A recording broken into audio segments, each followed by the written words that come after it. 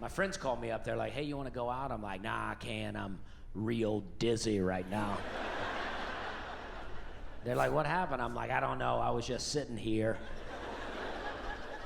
And then I got up. That's all it takes. After that, I was real dizzy, you know. I went to the doctor about it, and this is a real doctor that I went to. Just want you to know, I didn't go through any doorways made of beads to get there, but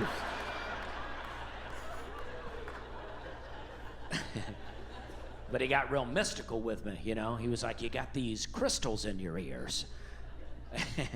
And he said they get lost in there and they get turned around or whatever, and you'll get I'm paraphrasing some, but he said but apparently there are crystals in our ears. At least that's what everybody believes, that we all have these crystals in our ears, and that's what's keeping us balanced. They weren't able to present this crystal to me. They didn't x-ray my head and go, you see those crystals there? But that's apparently that's what's happening. There's crystals in your ear. So this is what I think happened. One time I was using a Q-tip to clean my ear. No. I was really getting at it. No. Pulled the Q-tip out, there was no more cotton left on the ear. Oh, stop. Oh. I got too into it, you know? Just pulled out a stick. Oh, no. I was like, that can't be right. So I reached in my ear and I tried to get it, you know, I tried to pull the cotton out, but I never got the cotton. I guess my ear sucked it up. It's like quicksand in there. So I think when that cotton went down my ear canal, I think my crystal got lodged up in there. And it took it down with it. And I don't know how all this is connected in my brain, you know. I know that one doctor can do the ear, nose, and throat, you know. So it must be connected in some way. And one day I'd like to blow my nose and be like, oh, there's that cotton. There it is. Pull it out, dig through it, find my crystal, pop it back in. They're like, boom, I'm back, baby.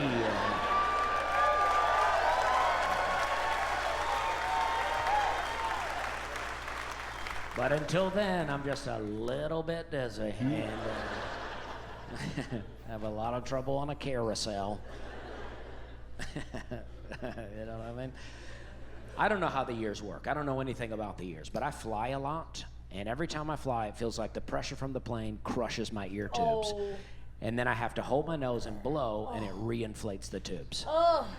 I don't know if that's what happens, but that's what it feels like is happening. And I can't breathe out of my ears, right? I know that none of us can do that. That's not something weird with me. I know that none of us can do that. But what I'm saying is I think I'm close to being able to do it. Close. I think I'm just 4 or 5 of these away from popping that tube, and then I'm just getting fresh air in through the ears. And that's something I want. That is something I want. I want to be hard to suffocate. You gotta have 4 hands to get me. It's got.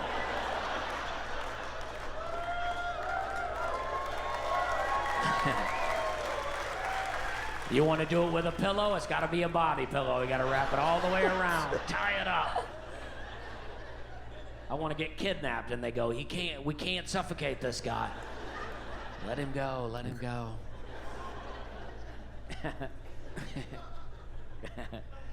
That is something I want. That's something I'm into. What if there was just enough poison in this bottle that I had to drink the whole thing to die? What? The end of the show, I take the last sip, collapse on the stage.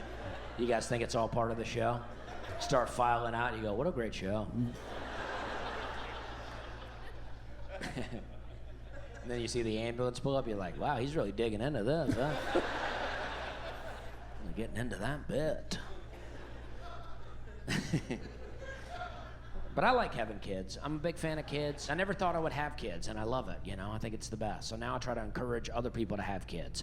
I'm always like, if you don't have kids, go home tonight, get pregnant. You know what I mean? I'm pushing it on them. I'm like, do it, do it.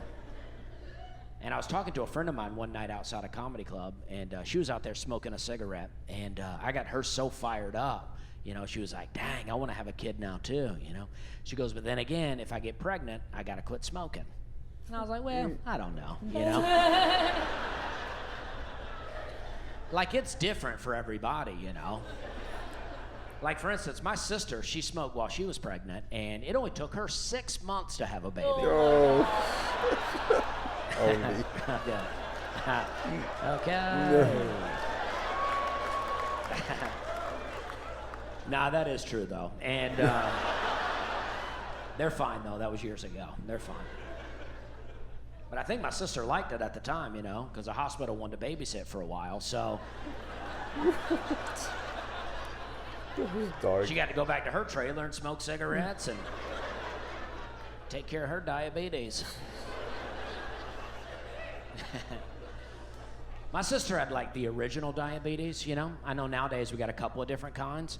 It's the original. And over the years we've developed a type 2, you know, so we'll call the original type 1. But back when I was growing up, there was just one kind, so we didn't call it type 1, we just called it, you know, diabetes or whatever.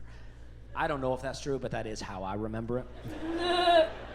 I don't remember there being a lot of kinds of diabetes back then.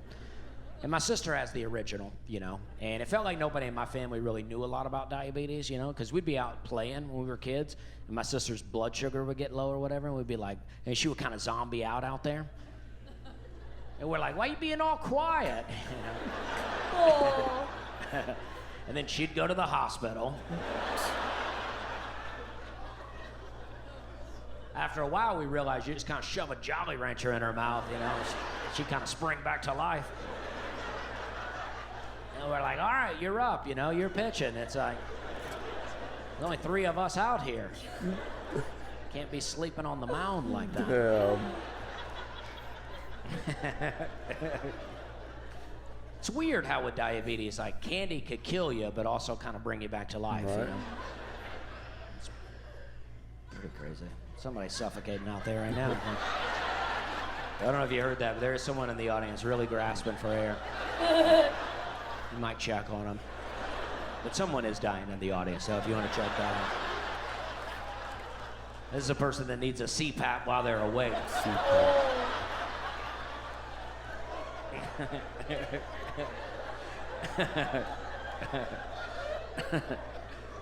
You're choking when you're awake.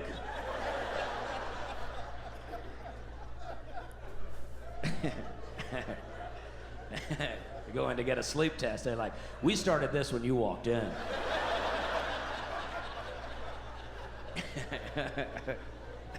Okay. Okay. Now we're having a good time, though. Thank